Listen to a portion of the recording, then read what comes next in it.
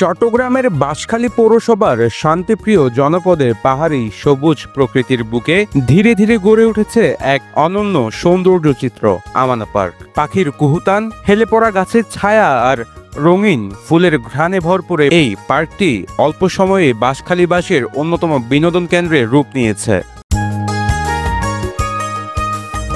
নানান জাতের ফুল, ফল ও বনজ গাছ দিয়ে সাজানো পার্কে প্রবেশ করতেই চোখে পড়ে সবুজে ঘেরা এক করিডোর। বিশ্রামের জন্য কাঠের বেঞ্চ, গোলাকৃতির রঙিন কটেজ আর শিশুবান্ধব কৃত্রিম প্রাণীর ভাস্কর্য যেন রূপকথার পার্কের বাস্তব প্রতিচ্ছবি। রয়েছে 20টিরও বেশি বসার জায়গা, ছাতা ও পিকনিক স্পট।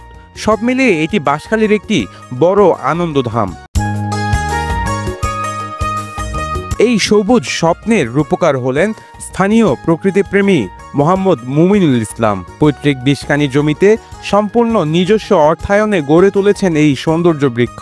পার্কটির নাম রেখেছেন তার মা আমানার নামে, আমানা পার্ক। তিনি বলেন, 60% কাজ শেষ হয়েছে, বাকিটা দ্রুত শেষ করব। কিছু কুচক্রী মহল আমার সম্মান নষ্ট করতে চাইছে। আমি কাউকে জায়গা দিইনি বলেই হয়তো এই উদ্দেশ্য প্রণোদিত অপপ্রচার চালানো হচ্ছে। লোকজনের প্রত্যাশা, উন্নত রাস্তা, উন্মুক্ত সম্ভাবনা। এ পার্কে যেতে হলে পৌরসভার মিয়ার বাজার থেকে পূর্ব দিক সিন্নিপুকুর পার হয়ে পৌঁছাতে হয় দুব্বার ঝুম এলাকায়। স্থানীয়দের সাধারণ দাবি রাস্তার উন্নয়ন।